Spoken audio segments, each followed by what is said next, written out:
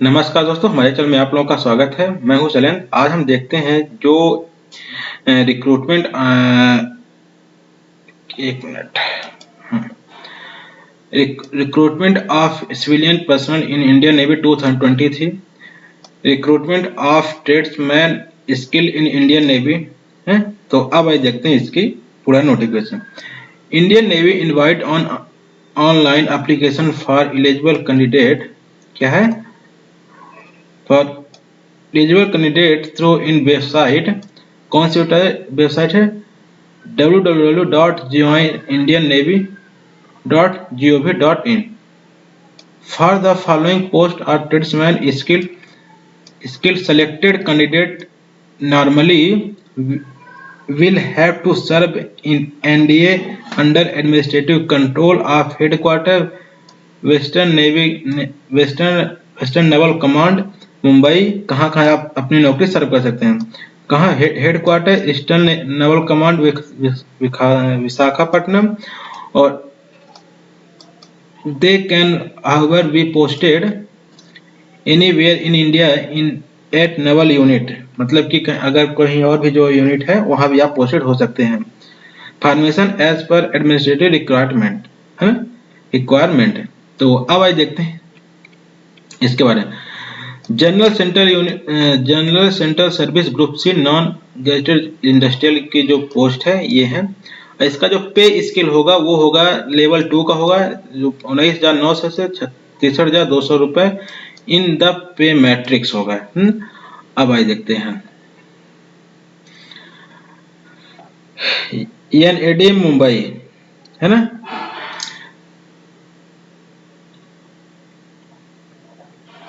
NAD Mumbai है ना। तो इसमें जो पोस्ट जो है, ये जो पोस्ट जो है मैकेनिक्स की है। मैकेनिक्स ट्रेनर की जो है कितनी है? 5 पोस्ट है। ड्राइवर क्रेन की है, mobile crane operator with heavy duty vehicle licence है ना। अब इस तरीके के शिप राइट जूनियर और पेंटर, इन सभी चीज की क्या है? पोस्टें हैं। अब इसमें जो ऑप्शनल ट्रेड जो है फिटर आर्मामेंट, फिटर आर्मामेंट और फिटर जनरल मैकेनिक है ना, ये चीजें हैं। Fitter electronic, fitter electrical and electronic, electric and fitter है ना, ये चीजें हैं। और NAD करवार में जो है ऑप्शनल ट्रेड में है इलेक्ट्रिकल फिटर है, इलेक्ट्रीशियन है, इलेक्ट्रॉनिक फिटर है, जनरल मैकेनिक फिटर है, स्किल्ड एल्यूमिनियम मैकेनिक है। ये सभी पोस्टें हैं है ना। तो मुंबई में जो है टोटल 117 पोस्टें हैं है ना। और इसी के साथ जो करवर में है वो 55 पोस्टें हैं।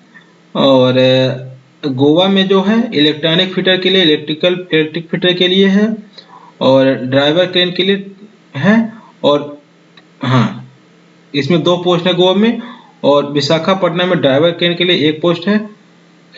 ऑप्शनल ट्रेन में फिटर आर्मामेंट टोरपेडो फिटर के लिए, स्किल इम्यूनिएशन मैकेनिक के लिए जो है। और ये फिटर आर्मामेंट के लिए टोरपेडो फिटर के लिए, स्किल इम्यूनिएशन मैकेनिक के लिए जो है, ये चीजें है ना। इतनी पोस्टें हैं। अब देखें the functional requirement and category of benchmark disabilities suitable for the above post है ना। अब देखिए, अब पोस्ट क्या मैकेनिक्स की है। अब वो तो बहुत सारी पोस्ट डिटेल में दे दिया। अब देखिए किस किस की पोस्ट है। मैकेनिक्स की है, और ड्राइवर के मोबाइल की है, फिटर आर्मामेंट की है, फिटर जनरल मैकेनिक की है, और फिटर इलेक्ट्रॉनिक की है। इतनी पोस्टें हैं। और क्या है? फिटर इलेक्ट्रिकल की है, और इलेक्ट्रॉनिक फिटर की है, जनरल मैकेनिक फिटर की है। ये पोस्टें हैं है ना। अब देखिए ये तो एब्रिविएशन हो गया। अब जो रिजर्वेशन जो होगा है ना, reservation of SC ST OBC EWS PW BDS ESM category are eligible as per extend government order है ना। जो गवर्नमेंट का रूल होगा उसी हिसाब से एज में रिलैक्सेशन दिया जाएगा है ना। अब एज होगी 18 से 25 साल होगी on crucial date with relaxation age under, है ना। अब उसमें जो जो एज रिलैक्सेशन जो होगा मिनिमम 18 साल मैक्सिमम 25 साल मतलब होगा। अब कैटेगरी वाइज जो एज रिलैक्सेशन होगा SC ST के लिए 5 साल की छूट मिलेगी, मतलब कि जो बंदा 28 साल 25 साल का होगा 30 साल तक फॉर्म भर सकता है। समझ गए बात को, ये चीज है। और OBC का जो बंदा है उसको 3 साल की छूट मिल जाएगी, कितनी 3 साल की छूट मिल जाएगी। और ESM का जो बंदा है period of military service plus 3+ year 3 years. PWBDS के लिए जो जनरल कैटेगरी में है उनके लिए 10 साल, OBC के लिए 13 साल और SC ST के लिए 15 साल, है ना। और departmental candidate with 3 years continuous service in central government, है ना, up to 40 years of age 45 years of SC ST, है ना। Age relaxation for eligible category will be as per extent rule issued by the government of India from the time to time, है ना। अब देखते हैं जो है the crucial date of determining the age limit will be the closing date for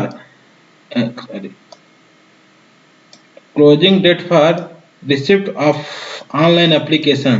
Only matriculation of equivalent birth certificate issued by concerned education board competent authority will be considered as proof of date of birth। मतलब ये समझो जो आपके birth certificate होगा, जो मतलब कि education board 10th और 12th में जो भी सर्टिफिकेट मिला है उसमें जो डेट ऑफ बर्थ होगी वही बर्थ मानी जाएगी आपकी, है ना।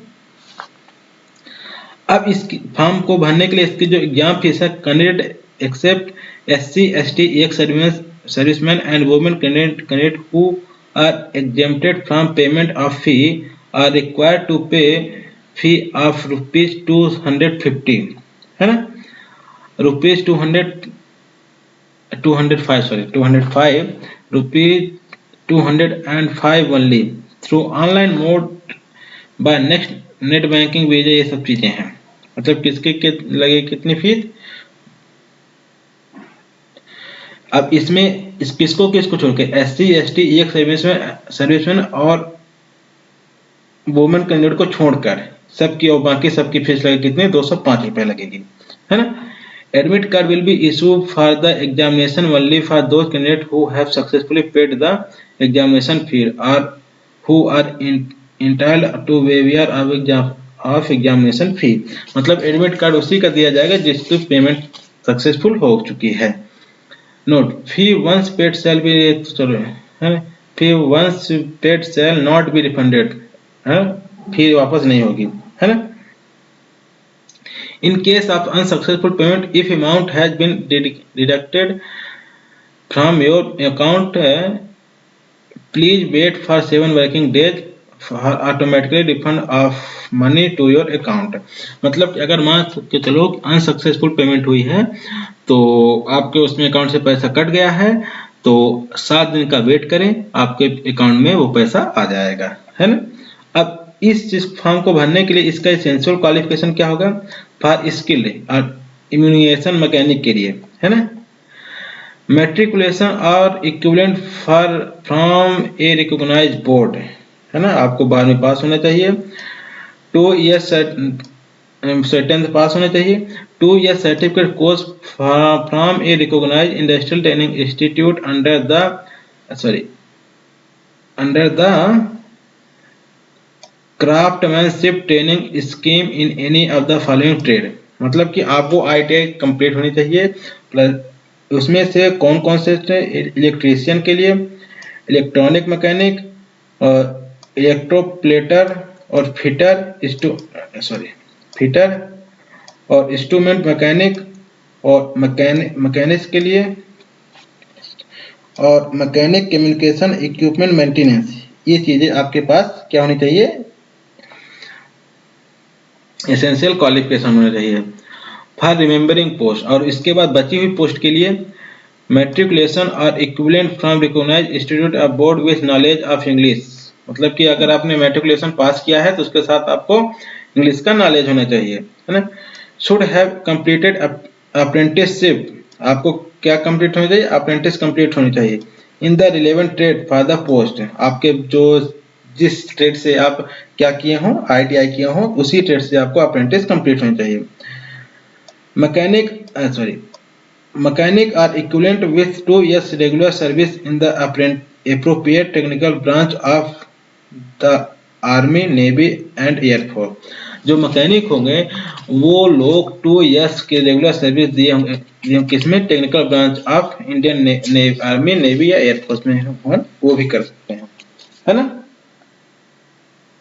ये चीजें हैं। अब nature of duty, job profile, है ना, ये चीज अब देखते हैं। अब जो फिटर वाला जो बंदा होगा, जो फिटर आर्मामेंट वाला होगा, वो क्या करेगा, repair, maintenance and defect rectification of small arm and armament in workshop and on board, replacement of defective part with spare, है ना, जो खराब चीज होंगे उसको वो करेगा, सुधारेगा। Fitter general mechanic, repair and maintenance of guided weapons and associated sub-assemblies, test equipment defect, rectification of weapons, preparation of weapons, testing of high pressure lines, calibration of test equipment, testing of control device, सब assemblies etc। सब वही जो army से related है, वही से क्या करोगे, आपको वो करना पड़ेगा। किसके किसके लिए, फिटर इलेक्ट्रॉनिक के लिए, फिटर इलेक्ट्रिकल के लिए, और कितने टॉरपेडो फिटर के लिए, और मैकेनिस्ट के लिए, मशीनिस्ट के लिए, preparation of job on lathe, milling, boring, drilling, power hacksaw machine etc, है ना, ये चीज आपको रिपेयर करना पड़ेगा। Driver crane mobile, operation of tractor on mobile crane, है ना। शिप राइट जूनियर के लिए, carpentry work, box repair, furniture repair work etc, है ना। और जो पेंटर के लिए जो होगा, general painting work, patching work on weapons, sign board painting, stickling work etc, है ना।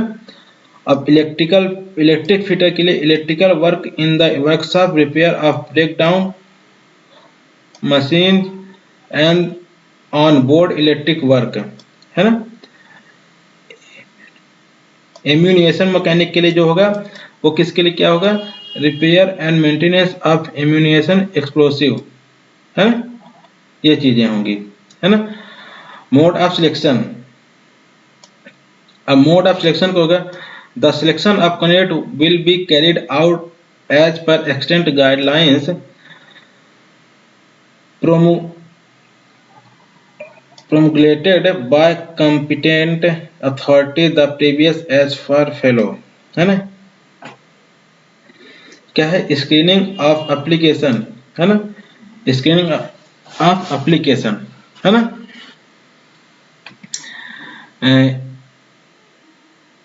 Indian Navy will not carry out dated secure scrutiny of application received online to allow a candidate to appear for the examination. Detailed scrutiny of document will be carried out of the subsequent stage, है। अब देखिए short listing, देखो आप लोग क्या पहली बात screen application check होगा, है ना, फिर इसके बाद शॉर्ट लिस्ट होगा, एप्लीकेशन शॉर्ट लिस्ट होगा, इसके बाद क्या होगा, एग्जाम होगा, है ना, scheme of exam, written exam होगा, है ना। देखिए ऑल एलिजिबल कैंडिडेट विल, देखो all eligible candidate will have to appear for the written examination consisting of objective type question, the test would be in bilingual, दोनों language paper हो गए, in English और हिंदी दोनों में, English and Hindi. except of general English. The mode of test will be intimated in the instruction to be forward along with admit card. The single test paper shall be covering expect as below. Single test paper होगा, तो उसमें क्या क्या आएगा आप देखते हैं। जो general intelligence and reasoning 10 number की आएगी, न्यूमेरिकल एप्टीट्यूड 10 नंबर का आएगा, और जनरल इंग्लिश कितने की 10 नंबर की आएगी, और जनरल अवेयरनेस कितने का 20 नंबर का आएगा, और awareness in relevant trade field 50 number का आएगा। मतलब ये समझिए आपका 50 नंबर का आपके ट्रेड से होगा और 50 नंबर आपके विदाउट ट्रेड से होगा। मतलब कि एप्टीट्यूड टाइप को जीएस होगा, एप्टीट्यूड होगा, इंग्लिश होगा, है ना, जीए होगा, है ना। अब ये है आपका सिलेबस, है ना। आप एक बार इसको देख लीजिएगा। ये जनरल इंटेलिजेंस रीजनिंग का है, न्यूमेरिकल एप्टीट्यूड का है ना, और इसी के साथ जनरल इंग्लिश का है, और जनरल अवेयरनेस का है, और अवेयरनेस ऑफ रिलेवेंट फील्ड, है ना। ये चीजें हैं,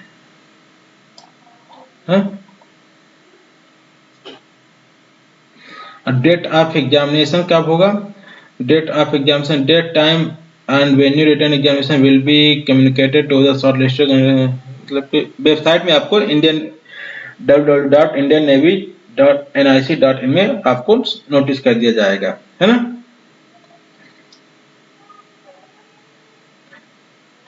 अब जो ये हो, क्या नाम है, रजिस्ट्रेशन जो ओपन हो, opening of online registration portal, third day of publication of notification in the employment news, closing of online registration portal 28th day of the opening date of registration, है ना। If the advertisement in publish in employment news एक साथ of month ABC 2023। अच्छा,